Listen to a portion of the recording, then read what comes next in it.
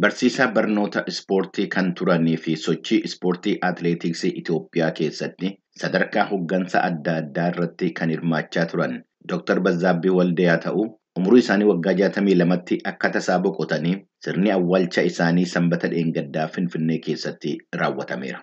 Gabaasni Federeeshinii Atileetiksii Itoophiyaa irraa argame akka ibsetti Dr. Bazaabbii Waldee bara 1952 ji'a Adoolessaa keessa Baaleetti kan dhalatan yommuu ta'u, Yuunivarsiitii Barnootaa Kotobeedhaa fi Yuunivarsiitii Finfinnee keessatti barsiisaa fi qo'ataa saayinsii ispoortii akkasumas hoogganaa kutaa barumsa ispoortii ta'anii nama hojjechaa turanidha. Koree Olompikii Itoophiyaatii fi Federeeshinii Atileetiksii Itoophiyaa keessatti waggoottan 12 fi barreessaa Federeeshinii Atileetiksii Itoophiyaa keessatti waggoottan 10 immoo miseensa koree hojii raawwachiiftuu akkasumas walitti qabaa koree teeknikaatii fi fayyaa maallaqa qabaa Federeeshinii Atileetiksii Itoophiyaa ta'uudhaan hojjechuun isaaniis ibsameera.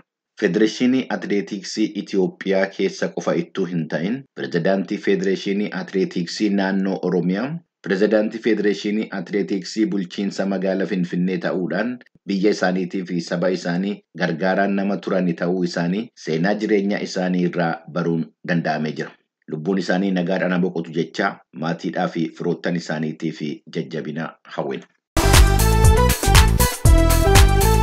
Hawaasni atileetiksii Itoophiyaa torban kana oduu gaddaa qofa ittuu hin ta'in oduu gammachuus argatee jira. Sadarkaa Itoophiyaatii fi Afrikaatti meedaaliyaa warqii jalqabaa Olompikii irratti argachuudhaan seenaa kan hojjattee fi yeroo ammaa pirezidaantii Federeeshinii Atileetiksii Itoophiyaa kan taate Atileet Daraartuu Tulluu Yuunivarsiitii Baahir Daar irraa muudama dooktarummaa kabajaa argattee jirti. Sirna kenna muudama kanaa irratti kan haasaa taasisanii pirezidaantiin Yuunivarsiitii Baahir Daar Daraartuun biyya irraa darbitee Afrikaadhaa fi gucaa Daraartuun haadha obboleettiidha fakkii Itoophiyaati jechuudhaan akka dinqisiifatan gabaasameera. Daraartuu Tulluu bara 1990 shaampiyoonaa dargaggootaa Bulgaariyaa keessatti taasifamee jalqabee sadarkaa addunyaatti dorgommii adda addaa irratti warqee galmeessaa turte.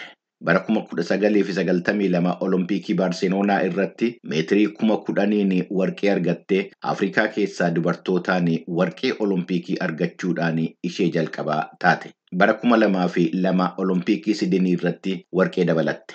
Bara 2003 walakkaa maaraatoonii Poorchugaalii mootee jirti. Bara 2001 maaraatoonii Londonii fi Tookiyoo irratti hirmaattee bara 2009 umurii ishee waggaa 37tti maaraatoonii Niiwuorkii tokkoffaa baatee mooteetti. Bara 2011 fiigicha maaraatoonii ishee isa xumuraa biyya Jaappaan Yookohaamaa keessatti taasifte. Sadaasa bara 2018 jalqabdee pirezidaantii Federeeshinii Atileetiksii Itoophiyaa taatee hojjechaa kan jirtu Koomaandar Daraartuu Tulluu bara keessa jirru kanatti shaampiyoonaa atileetiksii addunyaa fi shaampiyoonaa dargaggootaa addunyaa irratti bu'ii gareen atileetonni Itoophiyaa argamsiisanii fi hooggansi koree isheedhaan dursamuu kenne murteessaa akka ture gabaasamee jira. Waldorgommiin pirezidaantummaa Federeeshinii Kubbaa Miilaa Itoophiyaatiif taasifamaa ture injifannoo obbo Isaayyaas Jiraa Booshaatiin raawwatamee jira. Bakka bu'aa Federeeshinii Atileetiksii naannoo Oromiyaa ta'uudhaan kan dorgoman obbo Isaayyaas waggoottan 4 darbanii fi pirezidaantii Federeeshinii Itoophiyaa ta'uudhaan hojjechaa kan turan yommuu ta'u, namoottan bakka bu'oota naannoleetii fi gareewwanii yookaan kilobootaa ta'an 138 keessaa 994 argatanii filatamuu isaanii gabaasni Federeeshinii Kubbaa Miilaa Itoophiyaa irraa argame ibsee jira. Kanneen isaanii morkachaa turanii bakka bu'aan naannoo Amaaraa obbo Malaakuu Fantee 927 bulchiinsa magaalaa Dirree Dawaa bakka bu'uudhaan kan dorgommiidhaaf dhiyaatanii turan Injiinar Tokkichaa Alamaayyoo 917 kan argatan. Sirna filannoo pirezidaantummaatii fi koree hojii raawwachiiftuu galma Koomishinii Diinagdee Afrikaa yookaan ECA keessatti taasifame kanarratti bakka bu'oonni Federeeshinii Afrikaa yookaan CAF akkasumas bakka bu'aan Federeeshinii Kubbaa Miilaa Addunyaa FIFA argamuun isaanii beekameera. Dilbata kaleessaa hagayya 28 bara 2022 Ayirlaandii kaabaa magaalaa Laarnee keessatti waldorgommii fiigichaa maaraatoonii walakkaa taasifameen atileetonni Itoophiyaa durbaanis dhiiraanis rikoordii haaraa bakka sanaa galmeessuudhaan moo'uu isaanii gabaasni atileetiksii addunyaa ibsee jira.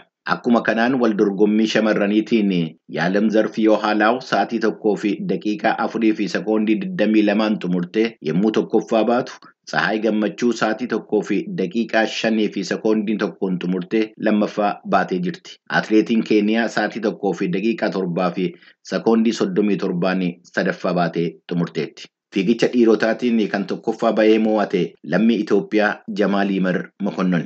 Daqiiqaa 59 fi sekoondii 4 itti fudhate. Sa'aatii gaariidhaa jedhameera. Sa'aatii 1 fi daqiiqaa 1 fi sekoondii 44 afuraffaa kan bahe lammii Itoophiyaa Tasfaahuun Akkalneeti.